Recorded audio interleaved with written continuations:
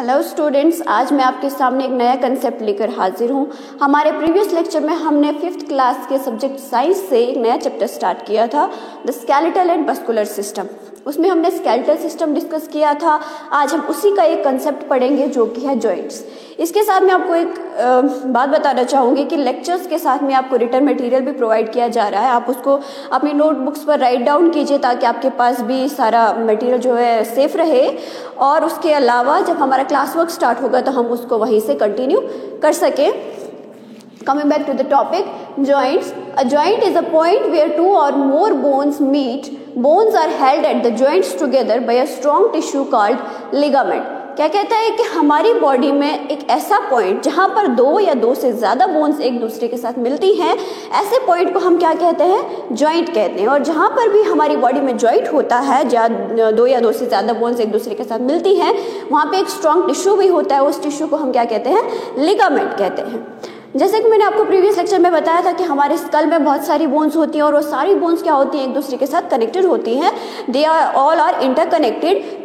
That means कि हमारे school में भी बहुत सारे जॉइंट्स होते हैं, लेकिन वो जो हमारे स्कल के जॉइंट्स हैं वो मूव हम नहीं कर सकते हैं। तो स्कल के अलावा जो हमारी बॉडी में बाकी जॉइंट्स प्रेजेंट हैं, उन सारे जॉइंट्स को हम मूव कर सकते हैं। इन शॉर्ट ये कि जॉइंट्स जो है वो हमें क्या करते हैं? हमें मदद करते हैं हमारे बॉडी पार्ट्स को मूव करने में। चलिए अब हम डिस्कस करते हैं हमारी बॉडी में जो मूवेबल जॉइंट्स हैं वो कौन कौन से हैं और हमारी बॉडी के कौन कौन से पार्ट को वो मदद करते हैं मूव करने में। First one is ball and socket joint. इसका स्ट्रक्चर इस तरह से होता है कि एक बोन जो है दूसरी बोन के अंदर होती है, इस तरह से वो कनेक्टेड होते हैं एक दूसरे के साथ। और ये हमारी बॉडी में कहाँ पर प्रेजेंट होते हैं? हमारे शोल्डर में एंड हमारे हिप में।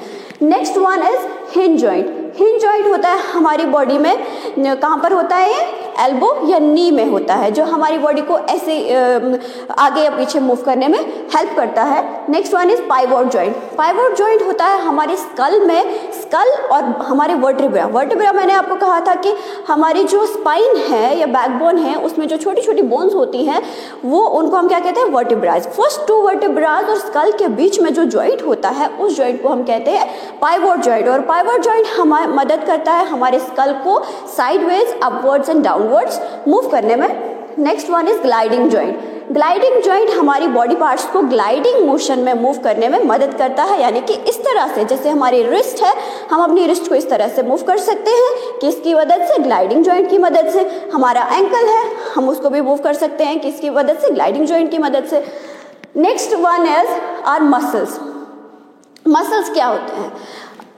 Flashy elastic like material connected to the bones.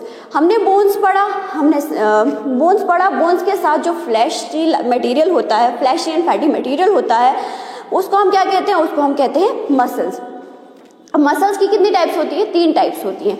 First one is voluntary muscles. Voluntary muscles कौन से होते हैं? वॉलंटरी मसल्स वो मसल्स होते हैं जिनको हम कंट्रोल कर सकते हैं, जो हमारे इख्तियार में होते हैं। फॉर एग्जांपल हमारी लेग्स में मसल्स होते हैं, वो हमारे कंट्रोल में हैं। कैसे हमारे कंट्रोल में है? हम चल सकते हैं, हमारी आर्म्स को हम मूव कर सकते हैं, वो हमारे कंट्रोल में है।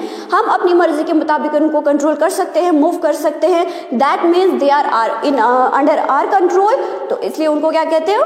वो होते हैं voluntary muscles. Next one is involuntary muscles.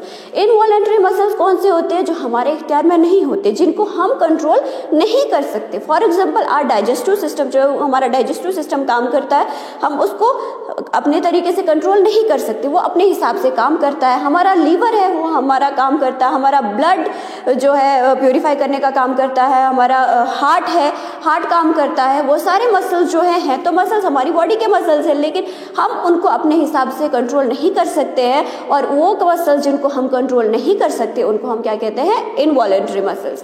And third one is cardiac muscles. Cardiac muscles को ये नाम इसलिए दिया गया because they are present in our heart. काम तो ये करते हैं वॉलंटरी मसल्स की तरह ये होते तो है वॉलंटरी मसल्स की एक फॉर्म होते हैं, लेकिन काम करते हैं इनवॉलंटरी मसल्स का। इनवॉलंटरी मसल्स का काम किस तरह करते हैं कि ये हमारे हार्ट में प्रेजेंट होते हैं। और आप लोगों को मैंने बताया कि हमारे हार्ट पे हमारा कंट्रोल नहीं होता है, ये काम करते हैं अपने हिसाब से काम करते हैं, हम इनको कंट्रोल नहीं कर सकते। और ये हमारे प्रेजेंट होते हैं कहाँ पर? हार्ट में होते हैं प्रेजेंट, इसलिए हम इनको कहते हैं कार्डियक मसल्स। इसी के साथ हमारा चैप्टर आज का कंप्लीट हो जाता है, जिसमें हमने हमारे प्रीवियस लेक्चर में क्या पढ़ा था, हमारा स्केलेटल सिस्टम पढ़ा था। आज हमने उसी का एक कंसेप्ट पढ़ा, जॉइंट्स।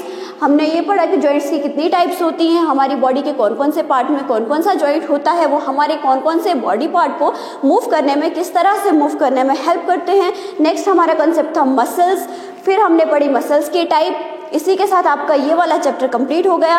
अब हम नेक्स्ट लेक्चर में आपके लिए एक नया टॉपिक और नया लेसन लेकर आएंगे। इसी के साथ आज का लेक्चर खत्म हो जाता है। Thank you.